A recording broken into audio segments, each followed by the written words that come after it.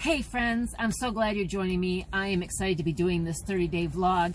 It's now titled 18 Wheels and Rollin. Thank you, Keto Walk. And I think you're really going to enjoy this. You're going to see the behind the scenes every day. The good, the bad, the ugly. Stay tuned here. Roll it.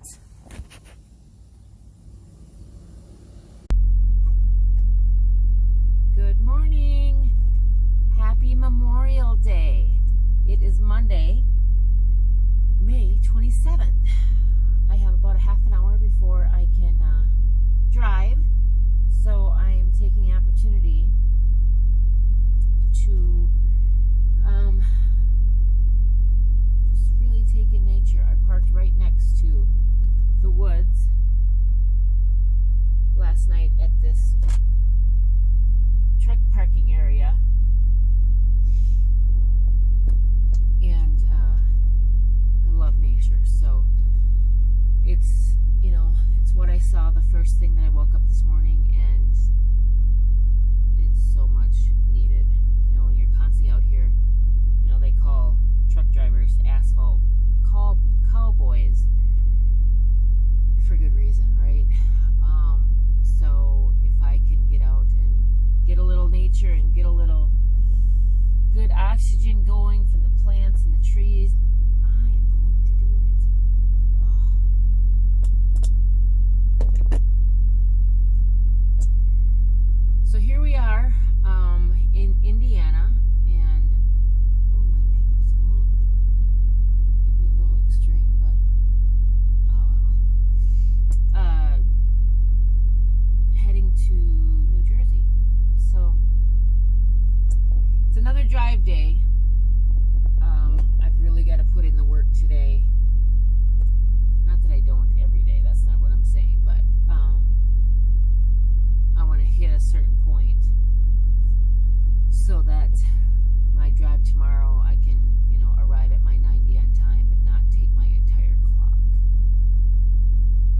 So, and I assume they're going to scoop me out right away because I have a student that I need to pick up. So, pretty excited to meet her and get going with that.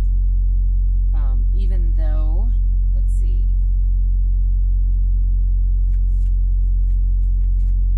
the end of May is Friday. Can you believe it? Oh my gosh. Time's flying. For sure. All right. Because I'm not in a convenient location, I'm going to go ahead and make myself some coffee quick and then hit the road. So, you'll see some drive videos today. I'll probably have to fuel.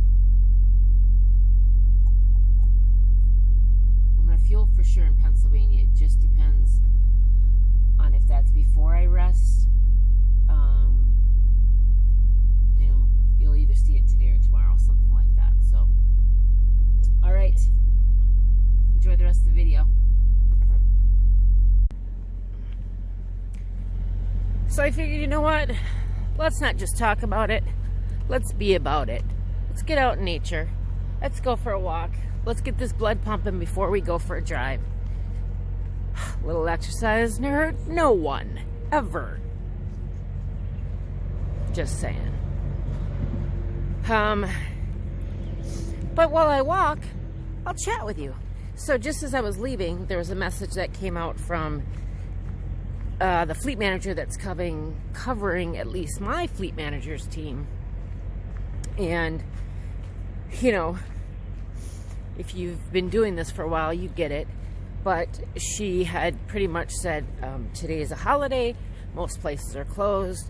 If you're not under a load, you probably won't be under one, at least today. So, you know, as they send out pre-plans and loads, she asked that you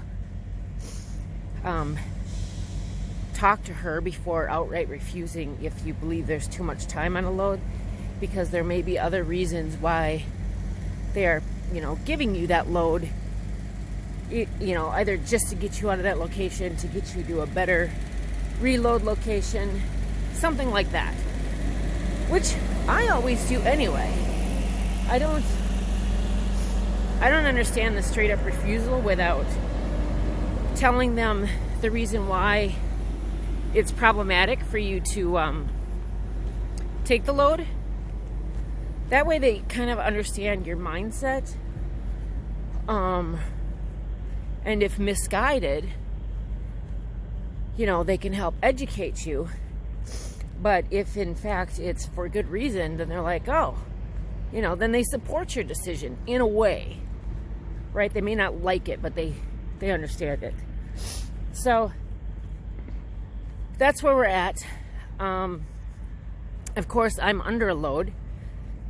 And, I really thought I have an extra day on this load because I have it through the holiday and don't deliver till tomorrow.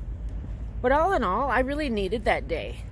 So as much as it pains me to only have one load on this settlement, when I deliver it tomorrow,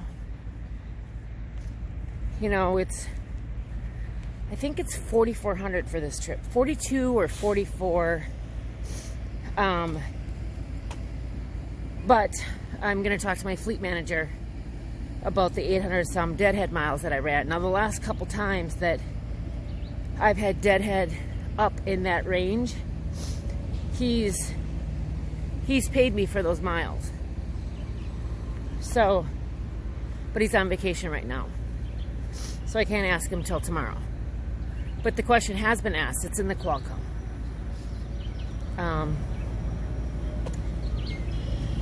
So we'll see. So maybe this load will bring a little more. And then I'll have labor. Now, granted, it's probably $20-$30, but I'll have labor for fixing the mud flap, or replacing the mud flap. So yeah, that's what we got. I'm almost to the end of this parking lot, and then I'm gonna turn around and walk into the sun. Can you see where my truck's at? Yep. So, all right, I'm gonna continue my walk. All right, I'm been in off duty, and I'm finishing up on my pre-trip that I do on off duty, and then I do my post-trip on duty. Couple things: make sure that you are always checking your seal to make sure it has not been compromised. If it's been compromised, I'm pretty sure, like Prime, you have to contact them and let them know that the seal has been cut, severed, whatever. However, if you locked your trailer, they still can't get in. So the proper way to lock, let me turn this around.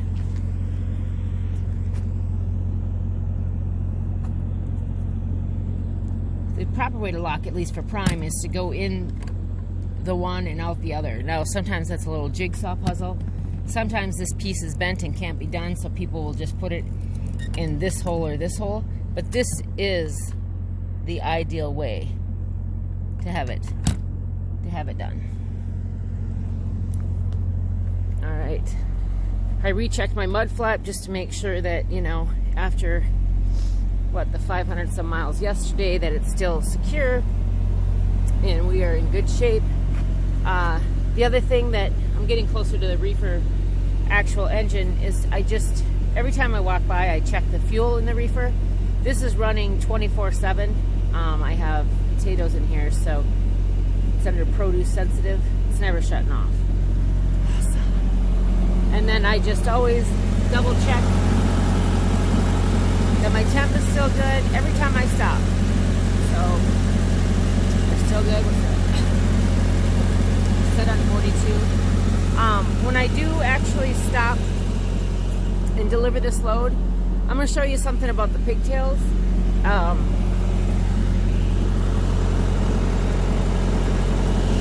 These are your pigtails, and I see so many people fighting with their pigtails. And I didn't recognize it until I saw Wilbert doing it, and then I was watching some other drivers, and it's just that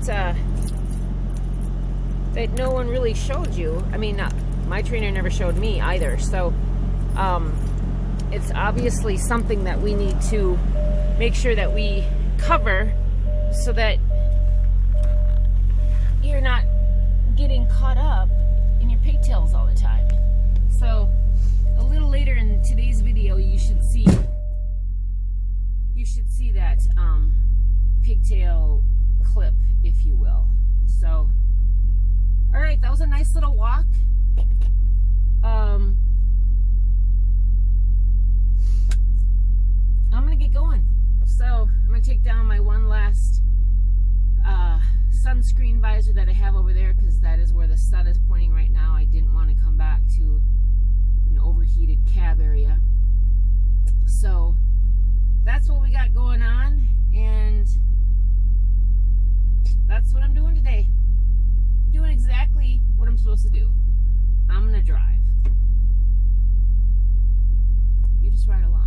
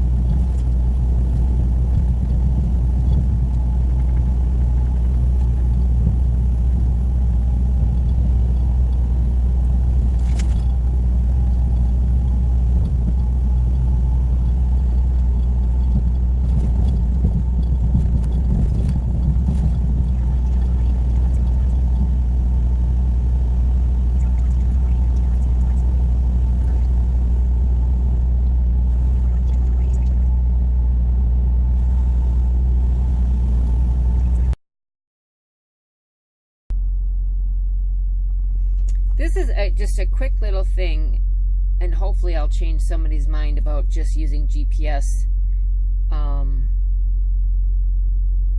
and you know, not looking at an atlas. So here's my GPS.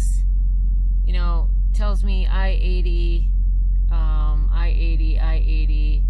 You know, then it gets it in 95 Jersey Turnpike, blah blah blah, and you're like, oh, Turnpike, oh yay, no problem. This, that, turn here, turn there, right?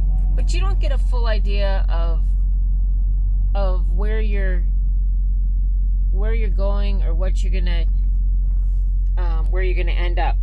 So let me show you, or let the atlas show you what that GPS won't tell you. All right. So where am I here? This is where I'm going. North Virgin. Oh, look at that. The George Washington Bridge is right there for New York. Lincoln Tunnel, right there. I'm like smack dab in the middle of these. So what do you think happens when you make a wrong turn in this area? It's not good, peeps. So it's really important that you take a look at your atlas and make sure you know where you're going, what the vicinity looks like, because that GPS doesn't tell me this, right? And this really wakes my eyes up and says, I'm going to run into some holy hellish traffic. My appointment's at 8 a.m. And I'll show you what my atlas looks like. It's tattered, it's beat up, it's used, but I love it. I love my atlas. This is the 2018. I got this, the day before I left town when I first started leasing. I have not purchased the 2019. I have looked at it, but I have not purchased it. And I'm telling you what, this you need to become a student of. Don't be fooled. GPS won't tell you everything. I'm telling you this. I've trusted GPS, and GPS has let me down on a number of big occasions, right? And I mean, I never had to get towed. I never needed a police escort, but just short of those things, I have been tricked by the GPS. Get to know where you are, where you're going, what's around you through this bad boy. Okay, that's over. Off my soapbox. Ah. So there's some chatter on the CB. They're saying, I'm at mile marker 81, like I said. They're saying it's pretty much stop and go, mostly stop from 81 all the way up to 90. So I'm not sure what's going on in between those 8-9 miles, but there's also, just to let you guys drivers know, up by 90, up by mile marker 90, there's 2 cops sitting underneath the bridge.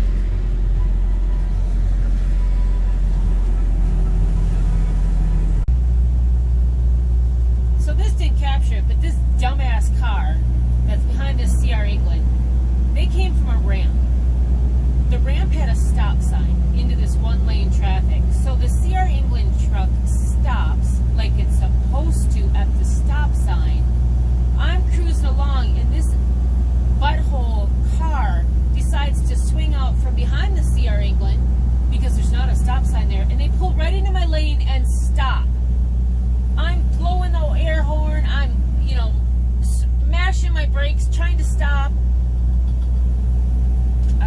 I just can't even believe stupid car drivers. Like, I just can't. So this may be hard to see, but I'm in a Flying J parking lot right now in Pennsylvania. And this is one of the darkest that I've ever been to. There are no street lights in the immediate area, which means I'm not getting out right here and doing a pre-trip. I find this a dangerous situation because it's dark, there's no lights, and I don't like it. So I will actually do my pre-trip in the fuel aisle. So just keep that in mind. But closing this out.